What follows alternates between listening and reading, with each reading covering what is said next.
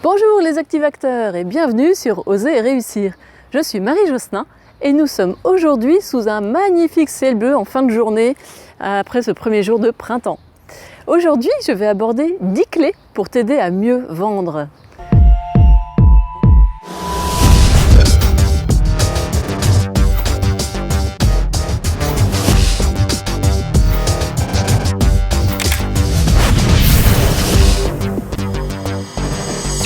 Alors oui, la vente, c'est le nerf de la guerre, c'est ce qui fait fonctionner tout ton business. Pas de vente, pas de business.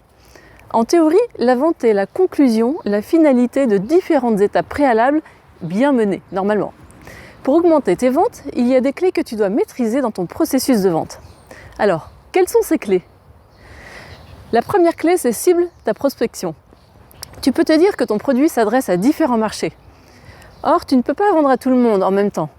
Pour être efficace, tu dois focaliser les efforts commerciaux sur un marché ciblé.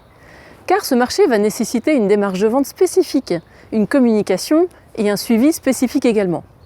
C'est d'ailleurs en travaillant spécifiquement sur un marché que tu le connaîtras beaucoup mieux, avec ses particularités, ses attentes, ses besoins. C'est en connaissant ton marché que tu pourras mieux te positionner. Deuxièmement, cible tes efforts sur tes clients.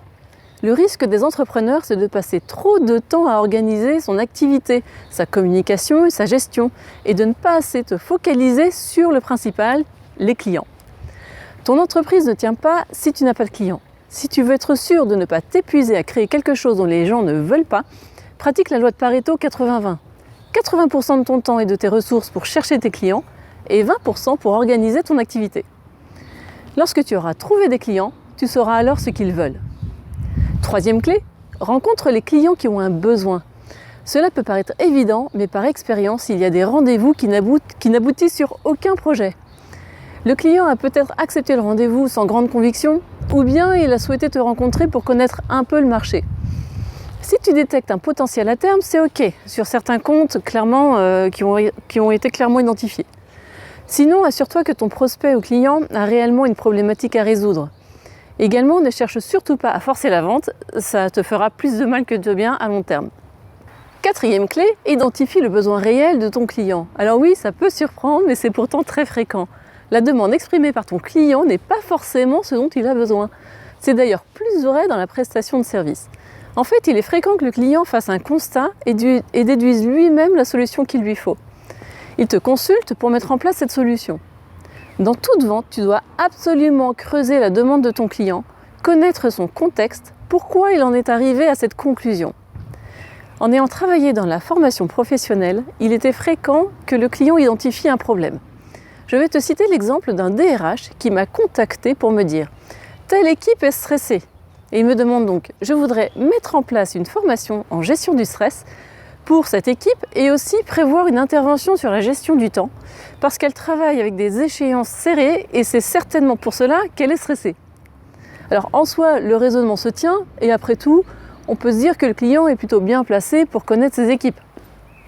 Pourtant, en investiguant davantage, je me suis aperçue que le stress de cette équipe n'était qu'un symptôme d'une problématique plus profonde. Le sujet touchait davantage le management dans un contexte de réorganisation. J'ai donc sollicité un rendez-vous physique pour rencontrer mon interlocuteur en demandant également la présence du directeur général. Je suis venue accompagnée d'un expert en conduite du changement pour qu'il puisse apporter son regard et amener le sujet auprès de mon client. Le résultat fut que la direction n'avait pas perçu ce qui se passait réellement dans ces murs. Le regard extérieur que nous avons apporté a permis de mettre le doigt sur les véritables problématiques qu'ils rencontraient.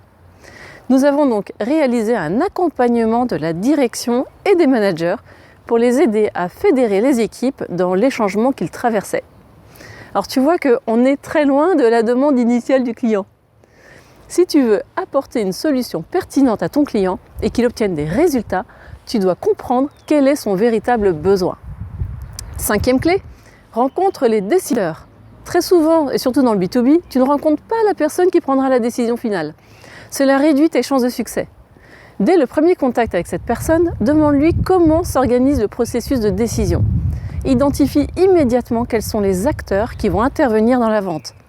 Si ton interlocuteur n'est pas le décideur, ton objectif n'est pas de lui vendre ton produit, mais plutôt de décrocher une rencontre avec un décideur. L'entretien doit te permettre de 1. Bien comprendre l'organisation du client et le processus de décision d'achat. 2. De bien comprendre les besoins du client. 3. Bien comprendre les enjeux de l'acheteur final. Alors attention, ton interlocuteur peut te donner sa vision qui ne correspond pas nécessairement à celle du décideur. Si le décideur est un responsable technique ou commercial ou un responsable achat, ils n'auront pas les mêmes critères d'évaluation de ton offre. Tu dois avoir cela en tête. 4. Tu dois bien comprendre quels sont ces critères déterminants dans l'achat. Et 5. Tu dois faire de ton interlocuteur un allié et ne pas hésiter à lui demander son point de vue. Tu dois obtenir un maximum d'informations pour construire ton argumentation auprès des décideurs. Pour ton interlocuteur, cet entretien n'est pas forcément des plus confortables, car il se peut qu'il connaisse mal le sujet et du coup, il doit intégrer un maximum d'informations pour pouvoir ensuite les retranscrire en interne. Dans ce cas, si tu veux marquer des points, sois facilitant pour lui.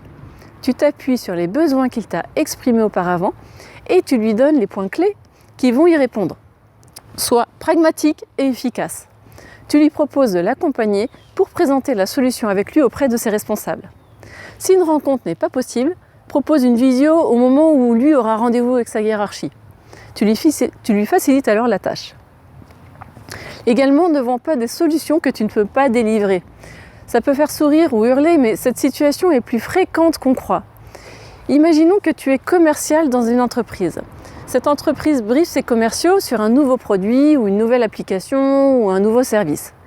Alors toi, tu es bien motivé. Tu en parles à ton client avec qui tu as de bonnes relations et banco, il te passe commande. Tu rentres enchanté et là, les équipes techniques t'annoncent qu'en fait, c'est pas du tout prêt et qu'ils ne sont pas en mesure de fournir le produit en question. La déception se double alors d'un sentiment d'un manque de crédibilité. Une autre situation fréquente, les commerciaux qui vendent des produits ou solutions sans maîtriser l'ensemble des paramètres techniques nécessaires.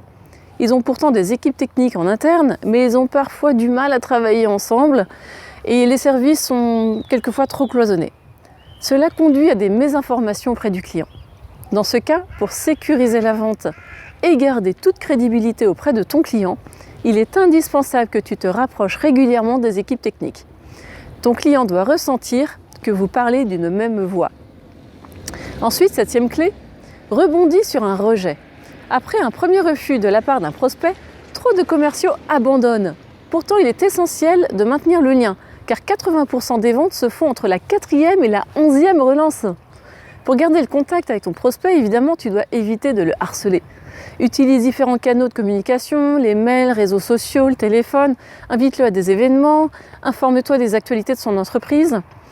Aussi, pour créer une bonne relation client, une façon de te rappeler à lui est de lui fournir des informations, des documentations sur des sujets qui l'intéressent. Lorsque c'est ta proposition qui est rejetée par ton client, demande systématiquement les raisons de sa décision, les points forts et les points perfectibles de ton offre, et aussi ceux de l'offre qu'ils ont retenue. Cela te permettra de mieux connaître ton client et de mieux te positionner la fois suivante. 8e clé, pratique le réseautage. Pour trouver des clients, il faut savoir sortir de chez toi. Un réseau est un moyen puissant de faire des affaires parce qu'il crée du lien, il donne du sens à ce que tu fais, il te permet de t'ouvrir à d'autres points de vue et généralement, c'est plutôt assez sympa. Il y a de nombreuses façons d'intégrer les réseaux, selon ton métier et selon ton domaine d'activité. 9e clé, trouve des prescripteurs.